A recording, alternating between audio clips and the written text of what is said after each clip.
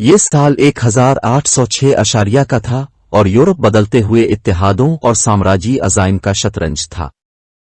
Napoleon Bonaparte کورسیکن فوجی genius سے فرانسیسیوں کا شہنشاہ بن گیا، اپنی طاقت کے عروج پر کھڑا تھا۔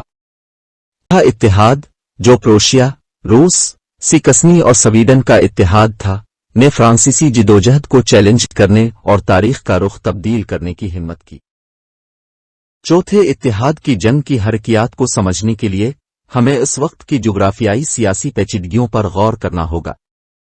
نپولین کے دور میں فرانسیسی انقلاب کے بعد پیدا ہونے والے تنازعات کا ایک سلسلہ تھا۔ نپولین نے فرانس میں اپنی طاقت مستحکم کرنے کے بعد براعظم میں اپنا اثر و رسوخ بڑھانے کا ارادہ کیا۔ تیسرے اتحاد کی جنگ میں شکست کا سامنا کرنے والے پروشیا نے بدلہ لینے اور چھٹکارا حاصل کرنے کی کوشش کی۔ زار الیگزینڈر اول کے تحت روس نے علاقائی توسیع کے عزائم کو فروغ دیا۔ ٹائٹنس کے تصادم کے لیے سٹیج تیار کیا گیا تھا۔ جنگ کا افتتاحی عمل اکتوبر 1806 میں جینا اور اورسٹیڈ کے کھیتوں پر ہوا۔ نپولین نے اپنی ٹریڈ مارک اسٹریٹجک ذہانت کا مظاہرہ کرتے ہوئے پروشیا اور روسی دونوں افواج کو بیک وقت شامل کرنے کے لیے اپنی افواج کو تقسیم کیا۔ اس کا نتیجہ فرانسیسیوں کے لیے ایک فیصلہ کن فتح تھا۔ جینا کی لڑائی میں نپولین کی افواج مارشل ڈاٹ کی سربراہی میں پروشیا کی فوج کو مصروف اور شکست دے گئیں۔ اورسٹیڈ کی لڑائی میں ایک اور فرانسیسی فتح دیکھنے میں آئی، جس میں مارشل لینس نے برنزوک کے ڈیوک چارلس ولیم فرڈینینڈ کی کمان میں پروشیا کی افواج کو شکست دی۔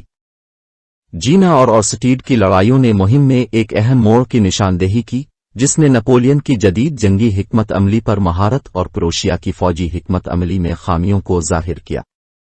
جیسے ہی پروشیا کی فوج کی باقیات پیچھے ہٹ گئیں، جنرل بینگسن کی سربراہی میں روسی افواج نے دوبارہ منظم ہونے اور لڑائی کی تجدید کرنے کی کوشش کی۔ حتمی مقابلے کا مرحلہ جون 1807 میں فریڈ لینڈ میں طے کیا گیا تھا۔ فریڈ لینڈ کی جنگ تصویراتی ذہانت، عزم اور فوجی طاقت کا نتیجہ تھی۔ نپولین، روسی عزائم سے واقف تھا، نے اپنی افواج کو دشمن کی لائنوں میں کمزوریوں سے فائدہ اٹھانے کے لیے مہارت سے تعینات کیا۔ اس کا نتیجہ فرانسیسیوں کے لیے ایک زبردست فتح تھی، جس نے چوتھے اتحاد کی جنگ کو مؤثر طریقے سے ختم کر دیا۔ اس تنازع کے بعد پورے یورپ میں گونج اٹھی۔ جولائی 1807 میں دستخط ہونے والے تلسٹ کے معاہدوں نے جغرافیائی سیاسی منظر نامے کو نئی شکل دی۔ نپولین نے اپنی فتوحات کی شان میں ڈوبے ہوئے شکست خوردہ طاقتوں کو شرائط طے کیں۔ پروشیا عاجز ہو گیا، کافی علاقوں سے محروم ہو گیا، جبکہ روس کو فرانس کے ساتھ ایک ناخوشگوار اتحاد کرنے پر مجبور کیا گیا۔ چوتھے اتحاد کی جنگ نے یورپ میں نپولین کے غلبے کو مضبوط کیا، جس سے اس کے سامراجی عزائم کو مزید تقویت ملی۔ فرانسیسی سلطنت میں توسیع ہوئی اور فرانسیسی بالادستی کو یقینی بنانے کے لیے کلائنٹ ریاستیں قائم کی گئیں۔ تاہم، مستقبل کے تنازعات کے بیج بوئے گئے کیونکہ شکست خوردہ طاقتوں میں ناراضگی پیدا ہو گئی۔